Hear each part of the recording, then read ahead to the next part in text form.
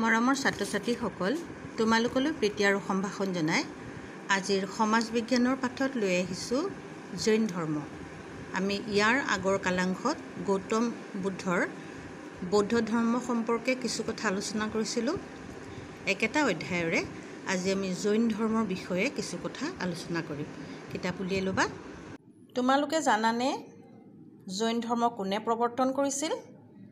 জৈন ধৰ্ম প্ৰৱৰ্তন কৰিছিল মহাবীৰে। তেওঁৰ জন্ম হৈছিল খ্ৰীষ্টপূৰ্ব 540 বৈশালী নগৰৰ ওচৰৰ কুন্দগ্ৰাম নামৰ এটুকুৰা ঠাইত। তেওঁৰ সৰুতে নাম আছিল বৰ্ধমান। মহাবীৰ নামটো তেওঁৰ পিছতহে হয়। তেওঁৰ দেউতাকৰ নাম আছিল সিদ্ধাৰ্থ আৰু মাকৰ নাম আছিল ত্ৰিশলা। ৰাজ পৰিয়ালত জন্ম হৈছিল, গতিকে অতি লাহ বিলাহেৰে তেওঁ জীৱন কটাইছিল।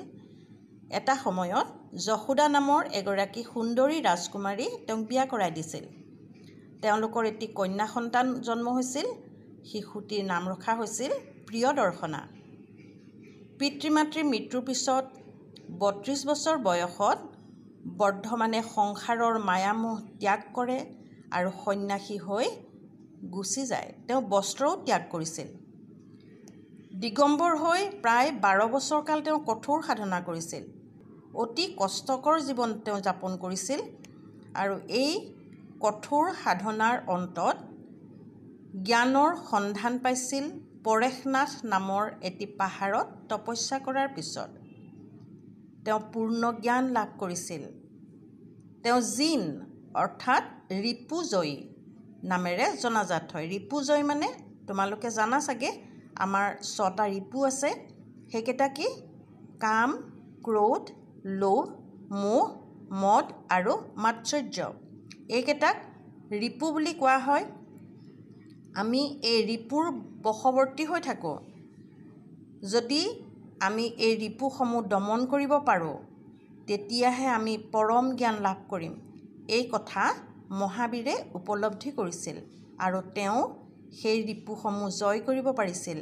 সেইকাৰণে তেওঁক জিন নামেৰেও জনাজাত হৈছিল। বহুতৰ মতে এই জিন শব্দৰ পৰাই জৈন শব্দৰ উৎপত্তি হৈছে আৰু তেতিয়াৰে পৰা বৰ্ধমানক মহাবীৰ নামেৰে জনা যায়। আৰু তেওঁ প্ৰচাৰ কৰা মতৰ নাম জৈন ধৰ্ম। এখন মূল গ্ৰন্থত এই ধৰ্মৰ সকলোবিলাক মূল নীতি লিপিবদ্ধ কৰা আছে। সেই মূল গ্ৰন্থখনৰ নাম হ'ল অংগ। মগধ, অংগ, মিথিলা আৰু কোশল ৰাজ্যত জৈন ধৰ্মৰ লোকসকলে বহুতো লোকে এই জৈন ধৰ্ম গ্ৰহণ কৰিছিল। 72 বছৰ বয়সত পাটনাৰ ওচৰৰ পাৱা নামৰ ঠাইত এইজনা মহান পুৰুষৰ মৃত্যু হৈছিল। এই জৈন ধৰ্মৰ বৈশিষ্ট্যকেইটা কি কি?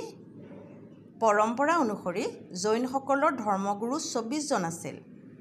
জৈন ধৰ্মগুৰুসকলক তীৰ্থংকৰ বোলা হয়। আমাৰ এটা প্ৰশ্ন আছে, তীৰ্থংকৰ বুলিলে কি বুজা? আমি কি ক'ম যে জৈন ধৰ্মৰ গুৰুসকলক তীৰ্থংকৰ বুলি কোৱা হয়। আৰু প্ৰথমগৰাকী তীৰ্থংকৰৰ নাম আছিল ঋষভ আৰু একেবাৰে শেষৰগৰাকী তীৰ্থংকৰেই হ'ল মহাবীৰ। জৈন ধৰ্মৰ মূল মতটো কি আছিল? অহিংসাই পৰম ধৰ্ম। আমি পাইছিলোঁ বৌদ্ধ ধৰ্মৰ মূল মতটো একেই, অহিংসাই পৰম ধৰ্ম।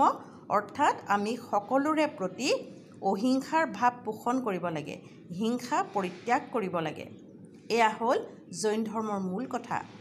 তেওঁ শিষ্যসকলক 5টা গুণ আয়ত্ব কৰিবলৈ কৈছিল। সেইকেইটা কি?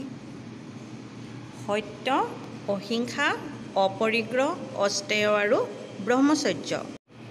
সত্য অৰ্থাৎ আমি সদায় সঁচা কথা ক'ব লাগে। অহিংসা, আমি কাৰো প্ৰতি হিংসা ভাৱ ৰাখিব নালাগে। অপৰিগ্ৰহ, অপৰিগ্ৰহ শব্দৰ অৰ্থ হ'ল কোনো বস্তুকে নিজৰ বুলি গ্ৰহণ নকৰা। আমি যে কওঁ এইটো মোৰ, এইটো তোমাৰ, আচলতে কোনো বস্তুৱেই নিজৰ নহয়, সকলো ভগৱানৰ। আমি কেৱল মাত্ৰ ব্যৱহাৰহে কৰিব পাৰিছোঁ। এইটো কোৱা হয় অপৰিগ্ৰহ। অষ্টেয়, অষ্টেয় মানে চুৰ নকৰা। আমি কেতিয়াও চুৰ কৰিব নালাগে। আৰু ব্ৰহ্মচৰ্য, ব্ৰহ্মচৰ্য মানে হ'ল যে ঠিক 12 বছৰ বয়সৰ পৰা প্ৰায় 20-21 বছৰ বয়সলৈকে এই সময়ত গুৰু ঘৰত থাকি সেই সময়ত শিক্ষা লাভ কৰিছিল।